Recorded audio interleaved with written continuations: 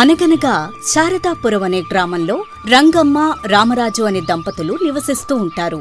రంగమ్మ చాలా మంచి స్వభావం కలది. ఎవరికైనా ఆపద వస్తే మాట సహాయం చేస్తూ ఉంటుంది. ఓ రోజు రంగమ్మ అలా వెళుతుండగా ఇద్దరు ఆడవాళ్లు గొడవ పడుతూ ఉంటారు. అది చూసి ఏం జరిగిందని అడుగుతుంది. అది కాదు పిన్ని, సూరమ్మది మాది ఒకే ఊరు. కిందటి నెల మా ఊరు సూరం వెళ్ళింది. అప్పుడు మా అమ్మ నాకిమ్మని 100 రూపాయలిచ్చింది. నేను మా అమ్మ మా ఇంటికి వచ్చి నన్ను అడిగేదాకా నాకు విషయమే తెలీదు.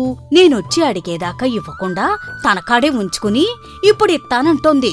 అది కాదు పిన్నిగారు, వాళ్ళమ్మ ఎల్లమ్మకి ఇవ్వమని డబ్బులు ఇచ్చిన మాట నిజమే కాని నేను ఊరు నుంచి వచ్చిన తరువాత నా పనుల హడావిడిలో ఆ విషయం మర్చిపోయాను. నేను అవి ఇప్పుడు తిరిగి ఇస్తుంటే ఇన్నాళ్ళు నా డబ్బులు నీ దగ్గర ఉంచుకున్నావు కాబట్టి వడ్డీ ఇమ్మని అడుగుతుంది ఎల్లమ్మ. 1 రూపాయి 2 రూపాయలు కాదు కదా పిన్ని, 100 రూపాయలంటే తన అవసరానికి ఆడేసుకుని ఇప్పుడు ఇచ్చేస్తానంటోంది. అందుకే వడ్డీ ఇమ్మని అడుగుతున్నా. తప్పే ఉంది. నీకు సహాయం చేద్దామనే కదా అక్కడి నుంచి తీసుకొచ్చింది. తనకు మతిమరుపు ఉందని నీకు తెలుసు కదా. పైగా పనుల హడావుడు అంటోంది. దానివల్ల మర్చిపోయింది. అయినా ఎవరైనా మర్చిపోవడం సహజం. అలాగే తను మర్చిపోయింది. ఇప్పుడు ఇస్తానంటోందిగా, తీసుకో. దానికెందుకు అంత రాద్ధాంతం? అలా ఇద్దరికీ సర్ది చెప్పి పంపించేస్తుంది రంగమ్మ. ఆ రోజు సాయంత్రం సీతమ్మ రంగమ్మ ఇంటికొస్తుంది. రంగమ్మత్త, చిన్న సమస్య వచ్చింది. దాన్నుండి నువ్వే నన్ను ఒడ్డును పడేసే మార్గం చెప్పాలి. ఏంటి ఆ సమస్య? ఏం జరిగింది? వివరంగా చెప్పు. వారం రోజుల క్రితం మన పక్కింటి గౌరీ చేయించుకున్న బంగారు హారం నాకు నచ్చి నేను కూడా దాచుకున్న డబ్బులతో అలాంటి హారమే చేయించుకుందామని అనుకున్నా అత్త. కాని డబ్బులు తక్కువ అవడం వల్ల మా ఆయన బీరువాలో పెట్టమనిచ్చిన డబ్బులతో ఆ హారం చేయించుకున్నాను. తీరా ఆ డబ్బులు ఎవరికో ఇవ్వాలట. రేపు వాళ్ళకివ్వాలంటున్నాడు. నేనేమో వాటిని వాడేశాను. నేనిలా చేశానని తెలిస్తే నా మీద కోప్పడతాడత్తా. ఏం చేయాలో నాకు తెలియటం లేదు. ఈ సమస్య నుంచి నన్ను బయటపడేసే ఉపాయం నువ్వే చెప్పాలి రంగమ్మత్తా. ఓసి, దానికంత గాబరా పడతావా? నేను చెప్పినట్టు చెయ్యి. పక్క వీధిలో శ్రీలక్ష్మి అనే ఆవిడ ఉంది. ఆవిడికి కొత్త రకం బంగారు ఆభరణాలంటే చాలా ఇష్టం. వాటి కోసం ఎంత డబ్బులైనా ఖర్చు పెడుతుంది. నువ్వు ఆమె దగ్గరికెళ్ళు. నీ దగ్గర ఉన్న హారాన్ని ఆమెకు అమ్మి వచ్చిన డబ్బులు మీ ఆయనకిచ్చేయి.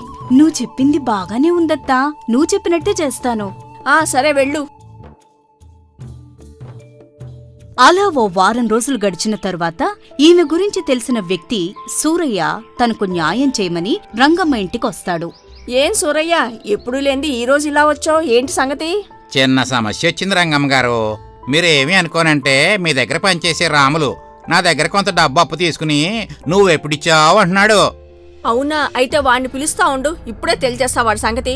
రాములు, ఓ రాములు. ఏంటమ్మా పిలిచారు? ఏంటి రాములు, మన సూరయ్య దగ్గర నువ్వు అప్పుగా 1000 రూపాయలు తీసుకున్నావంట. అంతా ఒట్టిదే అమ్మగారు. నేను ఆయన దగ్గర అసలు అప్పే తీసుకోలేదు. అయినా డబ్బులు కట్టమని నా వెంట పడుతున్నాడు. నిన్నటి వరకు 500 తీసుకున్నావంటూ అడిగేవాడు. ఇప్పుడు ఇయ్యమంటున్నాడు అమ్మగారు. అయినా నేను తీసుకున్నానంటానికి ఏమైనా ఆధారాలు ఉన్నాయా? లేకపోతే అతను నాకు ఇచ్చినప్పుడు ఎవరైనా చూసారా? చెప్పమని చూద్దాం. ఇతను డబ్బులు ఇచ్చినప్పుడు అక్కడ అమ్మవారి గుడి ఉందట. అక్కడ ఉన్న అమ్మవారి గుడి దగ్గరకు వెళ్లి అమ్మవారి మీద ప్రమాణం చేసి నువ్వు తీసుకోలేదని చెప్పమంటున్నాడు. నువ్వు వెళ్లి ప్రమాణం చేయి. అక్కడ అమ్మవారి గుడి ఎక్కడుంది? చుట్టూ చెట్లే కదా ఉన్నాయి. ఓ, అయితే నువ్వు అతని దగ్గర డబ్బులు తీసుకున్నప్పుడు ఆ ప్రదేశంలో చెట్లున్నాయా లేక గుడి ఉందా అన్న విషయం నీకెలా తెలుసు? అంటే నువ్వు చుట్టూ చెట్లున్న చోట తీసుకున్నావన్నమాట.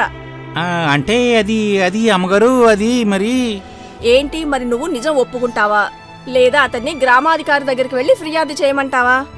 లేదమ్మగారు, తప్పును ఒప్పుకుంటున్నాను. నన్ను క్షమించండి అమ్మగారు. అలా సూరయ్యకు రాముల నుండి రావాల్సిన డబ్బును ఇప్పించి సమస్యను పరిష్కరిస్తుంది రంగమ్మ. అలా 2 రోజులు గడిచిన తరువాత ఊళ్ళో పెద్ద వర్షం పడుతుంది. మరుసటి రోజు సీతమ్మ రంగమ్మ దగ్గరకొచ్చి, రంగమ్మత్త, మళ్ళీ నాకు సమస్య వచ్చి పడిందత్తా. మా ఆయనకి ఏం చేయాలో తెలియక తల పట్టుకుని కూర్చున్నాడు. నువ్వే ఏదో పరిష్కారం చూపిస్తావన్న నమ్మకంతో నీ దగ్గరకొచ్చాను. అసలు సమస్య ఏంటో చెప్పకుండా ఊరికే దిగాలు పడిపోతావెందుకు? ఏం జరిగింది? బియ్యం వ్యాపారం చేద్దామని మా ఆయన ఓ 10 బస్తాలు తీసుకొచ్చి ఇంట్లో పెట్టాడత్తా. తీరా రాత్రి పడిన వానకి అవన్నీ తడిసిపోయాయి. వాటిని ఎవరికమ్మాలో ఏం చెయ్యాలో తెలియక పాపం మా ఆయన అయోమయంలో పడ్డాడు. అవునా? అయితే ఓ పంచెయ్. అవి ఎలాగూ తడిసిపోయాయి కదా, వాటిని బాగా ఆరపెట్టి నూక ఆడించి పట్నం సంతలో అమ్మేయమను. మీకు లాభం కూడా వస్తుంది. అలా రంగమ్మ దగ్గర సలహా తీసుకుని ఆ సలహాను అమలుపరుస్తుంది సీతమ్మ. అలా 2 రోజులు గడిచిన తరువాత సీతమ్మ మళ్లీ రంగమ్మ దగ్గరకొస్తుంది. రంగమ్మత్త, నువ్విచ్చిన సలహా చాలా బాగా పనిచేసింది. నువ్వు చెప్పినట్టే చేసినందువల్ల మాకు చాలా లాభం వచ్చింది. దాందే ఉందమ్మా, ఏదో నాకు తోచిన సలహా ఇచ్చాను. సలహా పనిచేసింది అంతే. వాళ్ళలా మాట్లాడుకుంటూ ఉండగా పక్క వీధిలోని కిట్టయ్య వచ్చి ఇలా అంటాడు. సీతమ్మ గారు, మీ పిన్నిగారు కబురు పంపించారండి. మీ పిన్నిగారు అబ్బాయి మీ ఇంటికి వస్తానంటున్నాడంట. కిందటి నెల ఇలాగే అయితే కబురు పంపితే మీరు ఊరెళ్తున్నానని చెప్పారంటగా. అందుకే ఈసారి కూడా అలాంటి ప్రయాణాలు ఏమైనా ఉన్నాయేమో కనుక్కోమని చెప్పారండి. ఇప్పటి వరకైతే ఏమీ లేవు. అయినా ఏ విషయమూ సాయంత్రానికి చెప్తానులే. నేను మళ్ళీ రేపు పొద్దునే పట్నం వెళ్ళిపోతానండి. అందుకే ఏ విషయం సాయంత్రం కల్లా తెలియపరచండి. అక్కడ్నుండి కిట్టయ్య వెళ్ళిపోయిన తర్వాత సీతమ్మ రంగమ్మతో ఇలా అంటుంది. రంగమ్మత్త, మళ్ళీ సమస్య వచ్చి పడింది. నువ్వేదో సలహా చెబుతావన్న నమ్మకంతో సాయంత్రానికల్లా ఏ విషయం చెబుతానని అన్నాను. అసలు విషయం ఏమిటే? సరిగ్గా చెప్పు. అదే, మా పిన్నిగారబ్బాయి మా ఇంటికి 2 రోజులు ఉండడానికి వస్తాను అన్నాడు కదత్తా. వాడసలే తుంటరోడు. ఏ పని చేసినా ఏదో సమస్య నా తల మీదకి తీసుకొస్తాడు. అందుకే వాడొస్తాడంటే నాకు భయంగా ఉంది. అందుకనే కిందటి నెలే వస్తానంటే నేను ఊర్లో ఉండటం లేదు అని చెప్పి కబురు పంపించాను. మళ్ళీ ఇప్పుడు కబురు పంపించారు. పోనీ వద్దు అని చెబుదామంటే మా అమ్మ పోయిన దగ్గర నుంచి నాకు తల్లి లేని లోటు లేకుండా తల్లిలా పెంచింది మా పిన్ని. పిన్ని మంచిదే, కాని వాణ్ణి చూస్తేనే భయం వేస్తుంది. ఏం చేయాలో పాల్పోవడం లేదు రంగమ్మత్త. నువ్వే ఏదైనా సలహా చెప్పు. మీ పిన్ని నిన్ను అంత బాగా చూసుకున్నప్పుడు, వాళ్ళ అబ్బాయి వస్తా అన్నప్పుడు నువ్వు వద్దంటే ఏం బాగోదు కదా. ప్రతి నెల ఏదో ఒక సాకు చెప్పే కన్నా 2 రోజులు జాగ్రత్తగా ఉంటే సరి. 2 రోజులు ఊరంతా అటూ ఇటూ తిరుగుతాడు. వాడికి కావలసిన వండి పెట్టు. అలాగే ఓ కంట వాణ్ణి కనిపెడుతూ ఉండు. అవునత్తా, నువ్వన్నది నిజమే. నువ్వు చెప్పినట్టే చేస్తాను. మా పిన్నికి వాణ్ణి పంపించమని కబురు చేస్తాను. ఆ పని చెయ్యి. 2 రోజులు గడిచిన తర్వాత సీతమ్మ ఇంటికి వాళ్ళ తమ్ముడొస్తాడు. కుశల ప్రశ్నలైన తర్వాత, ఏరా గోపి, ఉండే 2 రోజులు జాగ్రత్తగా ఉండు. పోయినసారిలాగా ఎవరితోనూ గొడవలు పడమాకు.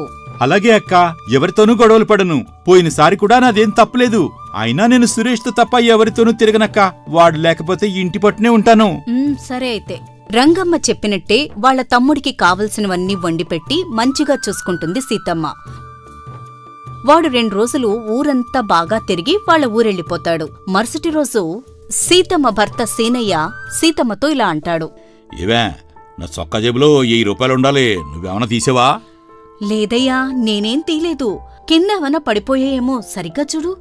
అంత బాగా ఎతికేనే, ఎక్కడా కనపడలేదు. నేను మీ తమ్ముడి దగ్గర 1000 రూపాయలు చూసేనే. నువ్వు గాని ఇచ్చేవేమో అనుకున్నాను. ఓసారి ఆడిని పిలు, అడుగుతాను. వాడెక్కడున్నాడు? నిన్న సాయంత్రమే ఊరెళ్ళిపోయాడుగా. అందుకే ఆడు నాతో కూడా చెప్పకుండా వెళ్ళిపోయి ఉంటాడు. ఇదంతా నీ వల్ల జరిగింది. నేను వద్దు వద్దు అంటూనే నువ్వే రానిచ్చేవాడిని. నేనెక్కడ రానిచ్చాను? రంగమ్మత్త చెప్తేనే కదా రానిచ్చాను. లేకపోతే నేనే రానివ్వకూడదని అనుకున్నాను. మీరు ఏమన్నా చేసుకోండి. ముందు నా 1000 రూపాయలు నువ్విస్తావా, లేకపోతే మీరు రంగమ్మత్త ఇస్తుందా? నేనెందుకిస్తాను? ఆణ్ణి రానిమ్మని చెప్పింది రంగమ్మత్తేగా, కాబట్టి ఆమెనే అడుగుతాను డబ్బులు అని సీతమ్మ రంగమ్మత్త దగ్గరికి వెళ్లి జరిగిందంతా చెప్పి, వాణ్ణి రానివ్వమని చెప్పింది నువ్వే కాబట్టి నాకు జరిగిన నష్టం 1000 రూపాయలు నువ్వే ఇవ్వాలి రంగమ్మత్త. ఏమిటే సీతమ్మా, ఎప్పుడూ లేంది ఈరోజు కొత్తగా మాట్లాడుతున్నావు.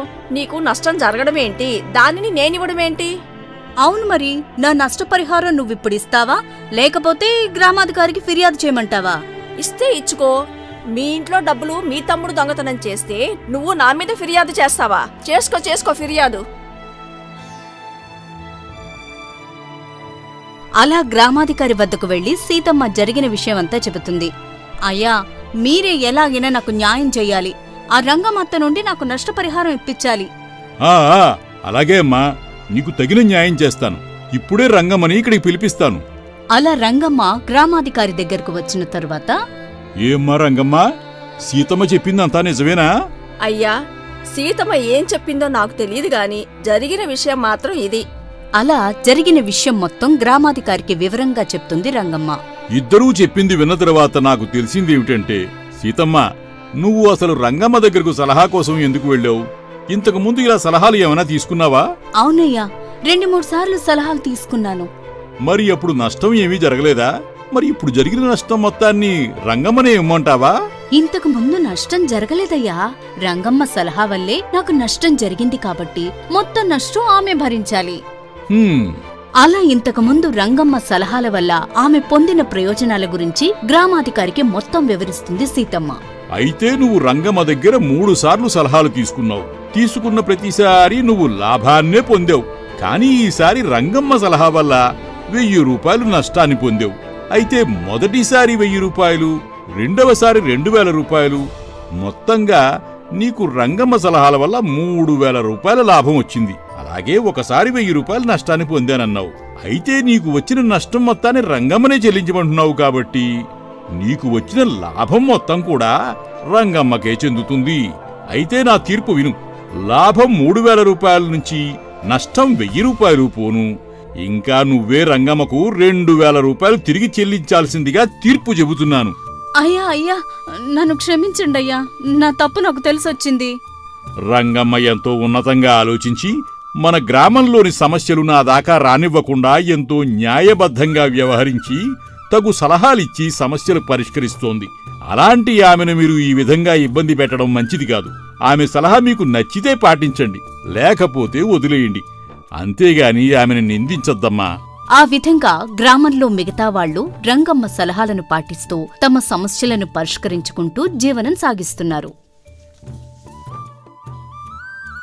ఈ కథ మీకు నచ్చితే లైక్ చేయండి, షేర్ చేయండి. మరిన్ని కొత్త కథల కోసం మా న్యూ స్టోరీస్ బుక్ తెలుగు ఛానల్ని సబ్స్క్రైబ్ చేయండి.